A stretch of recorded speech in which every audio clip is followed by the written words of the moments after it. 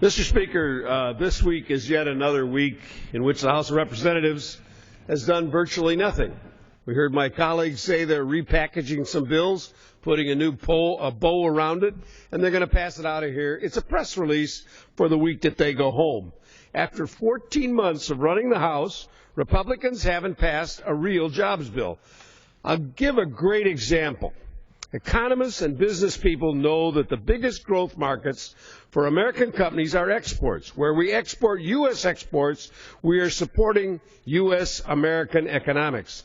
But to support, we need the Export-Import Bank. The EXIM Bank is a wonder. It provides extremely low-risk loans for businesses for exports, small business, medium-sized, and big.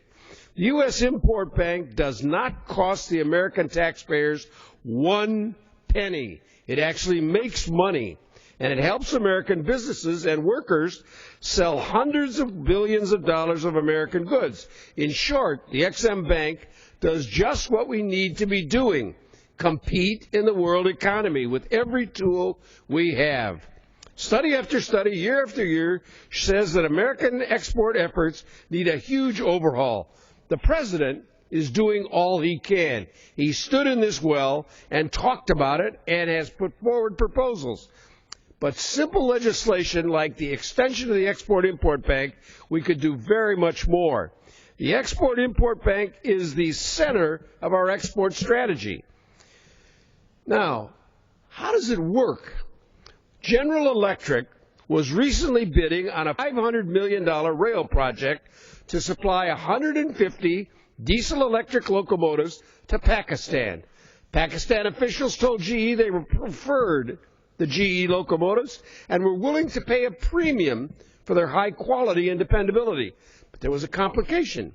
The bid from the Chinese locomotive manufacturer included a financing package with longer terms and drastically reduced fees that GE could not match on its own with private sector financing.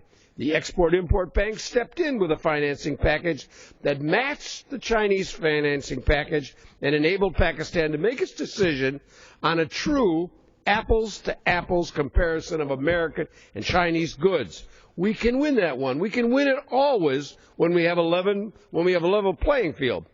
That's what the Export-Import Bank does. It helps us compete. It's not just big businesses, GE, Boeing, but it also, every office in the Congress receives a letter once a month from the Export-Import Bank telling you the companies that got that service in your district.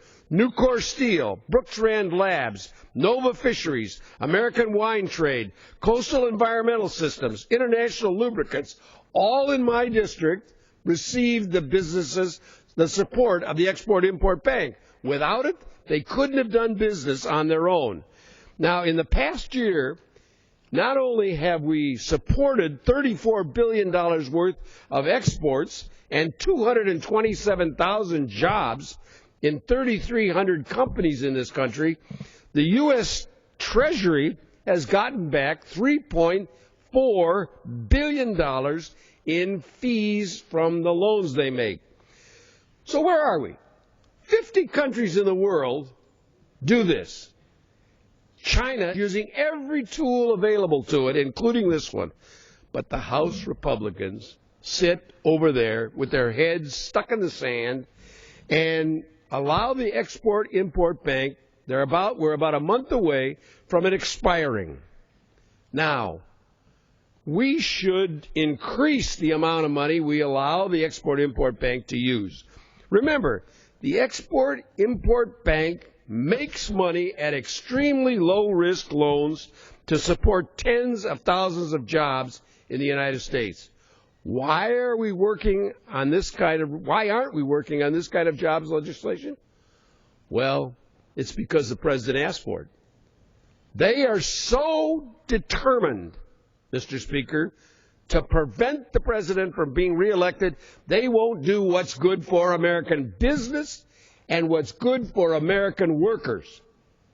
This is not This is not partisan. These small companies are all over our districts. They want to make loans. They want to make sales overseas.